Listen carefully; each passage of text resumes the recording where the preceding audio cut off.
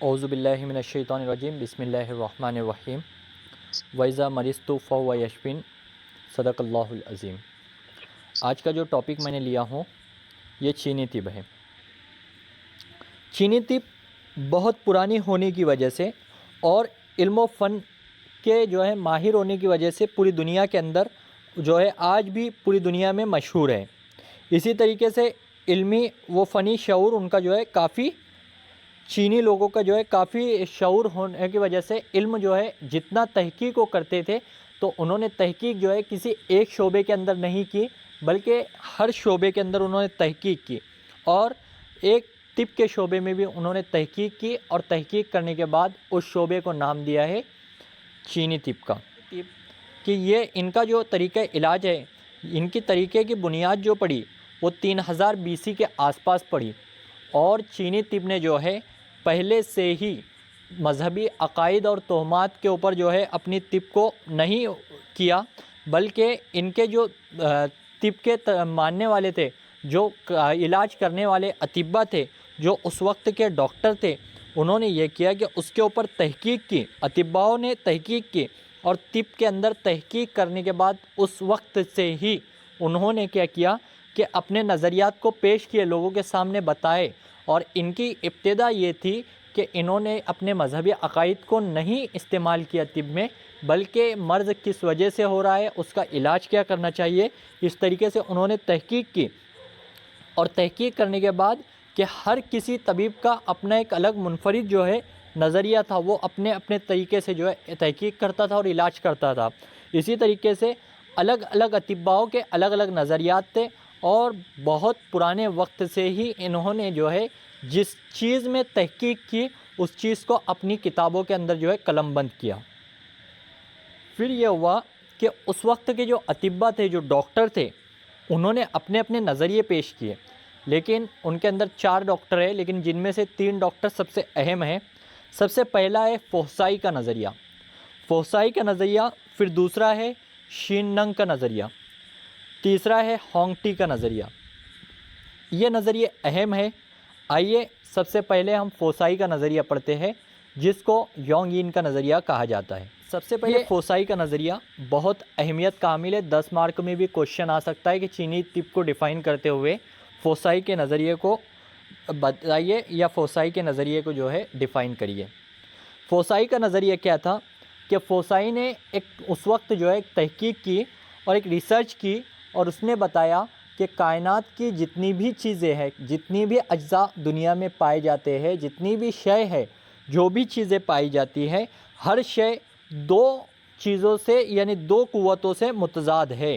متضاد کے معنی ہوتے ہیں ایک دوسرے کا الٹ، یعنی جس طریقے سے دن اور رات، ایک دن کے اندر روشنی رہتی ہے تو رات کے اندر تاریکی چھائی ہوئی رہتی ہے، تو اس نے بھی یہ نظریہ بیان کیا کہ 2 قوتیں پائی جاتی ہیں، اور وہ 2 قوتیں، ایک یونگ کی قوت ہے جو کہ فائل کا کام انجام دیتی ہے اور پازیٹیو ہے، اور اس نے بتایا کہ دوسری جو قوت ہے وہ ین کی قوت ہے جو مؤنث ہے یعنی مفعول ہے، اور اس نے بتایا کہ یونگ وہ قوتیں سورج، روشنی، ہار اور بارد اشیاء ہے، اور ین کی جو قوتیں مؤنث اس کے اندر چاند، تاریک، رطب اور یابس ہے۔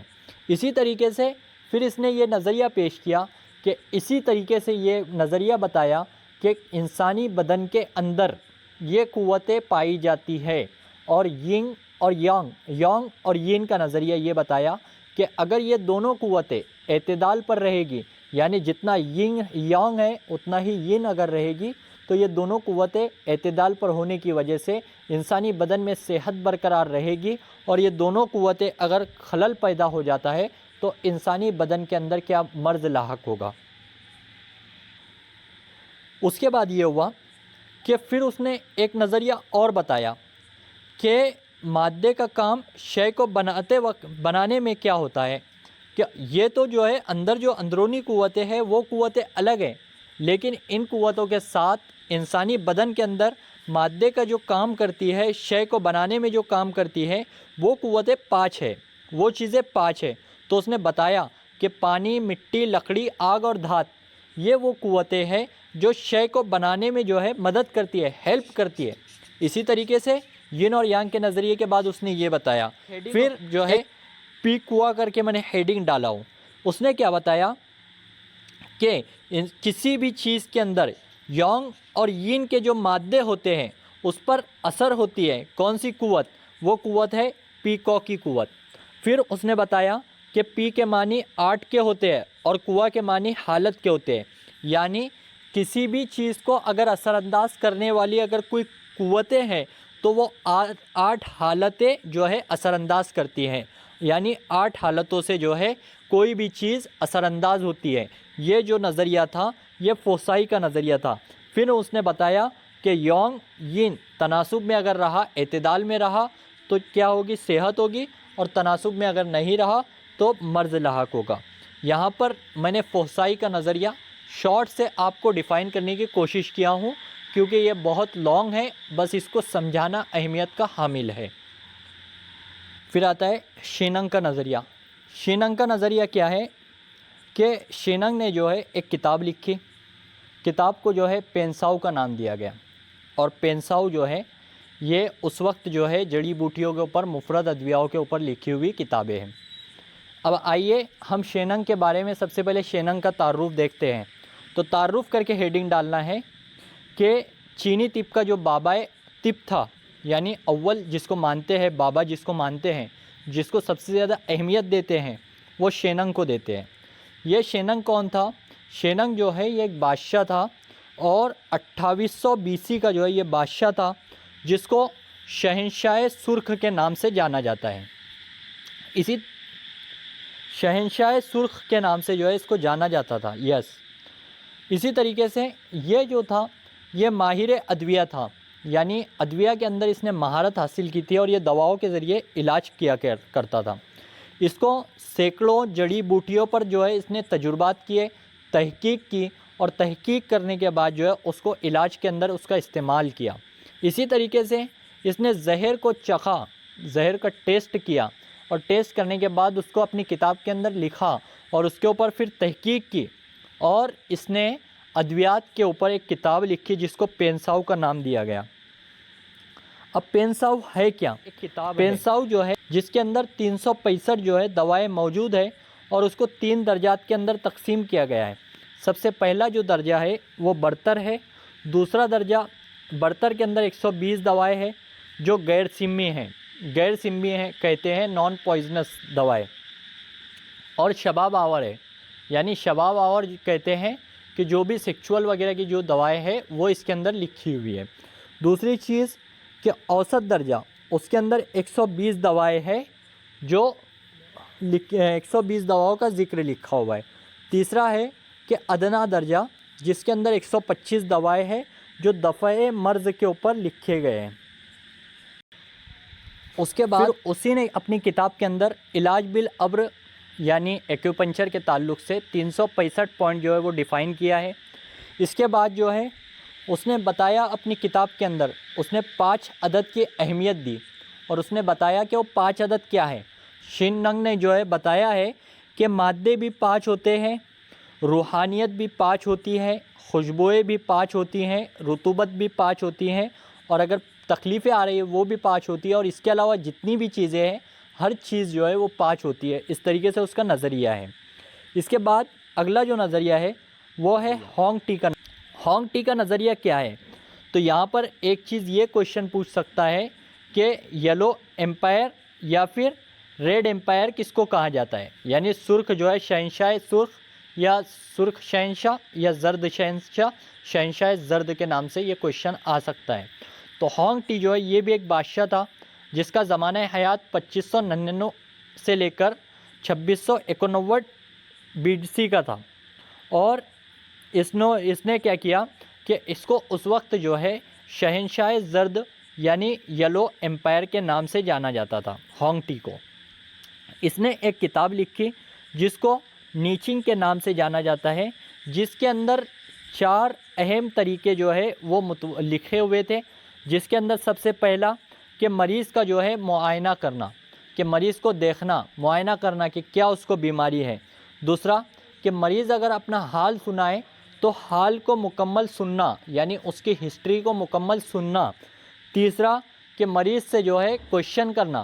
اگر مریض کہہ رہا ہے کہ پیٹ دکھ رہا ہے تو فوراً اس کو الٹا کے کوشچن کہ کب سے ہو رہا ہے, کیوں ہو رہا ہے, کیا کھائے تھے رات میں, اس طریقے سے مریض سے سوالات کرنا. اور چوتھی چیز اس نے اپنی کتاب میں بتایا کہ نبض دیکھنا, یعنی نبض کے ذریعے جو ہے دیکھ کر اس کے بعد علاج کرنا. اسی طریقے سے زومیا نامی جو ہے ایک یہ گزرا ہے, ڈاکٹر یا طبیب گزرا ہے ان کے وقت کا, اور اس نے ایک کتاب لکھی جس کو چینگ ہاؤفنگ کے نام سے اس نے ایک کتاب لکھی. وہ کتاب کے تعلق سے جو ہے وہ بکس کے اندر دیا ہوا ہے, لیکن یہ امپورٹنٹ اتنا نہیں ہے. آئیے اب ہم لوگ اس کے آگے چلتے ہیں. آخر کے اندر طریقہ علاج. اب کسی بھی طب کو لکھنے کا جب کہ سب سے آخر جو طریقہ رہتا ہے وہ طریقہ علاج ہوتا ہے, کہ طریقہ علاج کے اندر کیا کیا طریقے جو ہے انہوں نے لکھا ہے اور بتایا ہے کہ کیا کیا طریقوں سے وہ علاج کیا کرتے تھے. تو چینی طب کے اندر 3 طریقوں سے طریقہ علاج کیا جاتا تھا. سب سے پہلے علاج بالابر جس کو ایکیوپنچر کہا جاتا ہے. دوسرا ہے علاج باللذا موکزی بیوسشن کے نام سے جانا جاتا ہے. اور تیسرا ہے علاج بالدلک جس کو مساج کے نام سے جانا جاتا ہے. سب سے پہلے کہ علاج بالابر. علاج بالابر ہے کیا, ایکیوپنچر اصل میں ہے کیا, اس کو سمجھنا ہے بس. کہ ایکیوپنچر جو ہے جس کو دوسرا نام جو ہے علاج بالابر یا علاج سوزنی کے نام سے جانا جاتا ہے, اس کے اندر یہ ہوتا ہے کہ کسی بھی انسان کو ایک سوئی کے ذریعے سوئی چبھاتے ہیں, اور سوئی چبھا کر جو ہے اس کو اس مقام پر جو ہے تکلیف دی جاتی ہے. اور فوسائی نے جس طریقے سے بتایا تھا یانگ اور یین کا نظریہ, اسی طریقے سے یہاں پر جو ہے سوئی چبھانے کے بعد سوئیاں چبھائی جاتی ہیں, اور سوئی چبھانے کے بعد اندر جو ہے ایک تحریک پیدا کی جاتی ہے, ایک ہیجان پیدا کیا جاتا ہے اندرونی انسان کے اندر. اور اس کے استعمال کرنے کے لیے, اس علاج کو کرنے کے لیے جو سوئیاں استعمال کی جاتی ہے وہ 3 طریقے کی تھی. پرانے وقت میں 2 ہی طریقوں کی تھی, سونے اور چاندی کی وہ سوئیاں ہوتی تھی. لیکن اب کے وقت میں فی الحال دور جدید کے اندر وہ سوئیاں جو ہے اسٹرائل اسٹیل کی ہوتی ہے. اسٹیرائل اسٹیل کی جو ہے وہ سوئیاں استعمال کی جاتی ہے اور اس کے ذریعے علاج کیا جاتا ہے. اور آج کے وقت میں ایکیوپنچر جو ہے بہت اچھا طریقہ علاج ہے درد کے لیے. سب سے بیسٹ اگر درد کے لیے ٹریٹمنٹ ہے تو وہ کیا ہے, ایکیوپنچر. علاج ہے وہ ہے علاج باللذا.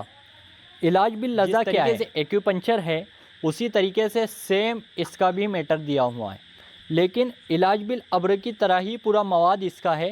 یعنی اس میں بھی جو ہے تحریک پیدا کی جاتی ہے, ہیجان کیا جاتا ہے, ہیجان پیدا کیا جاتا ہے. لیکن فرق صرف اتنا ہے کہ وہاں پر جو ہے سوئیاں چبھائی جاتی تھی, یہاں پر دھاتوں کو جو ہے گرم کیا جاتا ہے, اور وہ دھاتوں کے ذریعے جو ہے جس عضو پر درد ہو رہا ہے یا جس عضو کو جو ہے علاج کرنا ہے اس عضو پر جو ہے داغا جاتا تھا. یعنی جس طریقے سے یونانی طریقے علاج میں عمل کئی ہے, یعنی داغنا ہے جس کو کوٹیرائزیشن کہا جاتا ہے, اسی طریقے سے علاج باللذا کا بھی کانسیپٹ ہے. اس کے بعد آتا ہے علاج بالدلک.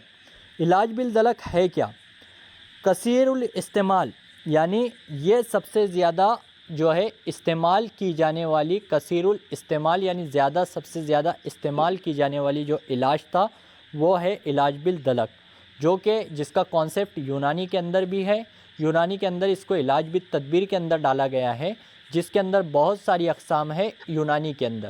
لیکن یہاں پر علاج بالدلک کے اندر کیا ہوتا تھا کہ مالش کی جاتی تھی, اور مالش اس طریقے سے کی جاتی تھی کہ اس عضو کو بیرونی طور پر جو ہے تحریک دیا جاتا تھا, اس میں ہیجان پیدا کیا جاتا تھا, اس کو تحریک دی جاتی تھی, اور تحریک دینے کے بعد وہ مرض کا جو ہے علاج کیا کرتے تھے. یہاں پر جو ہے ہمارا چینی طب کا جو ہے طریقہ علاج کمپلیٹ ہوتا ہے. امید کرتا ہوں کہ سب کو سمجھ میں آیا ہوگا.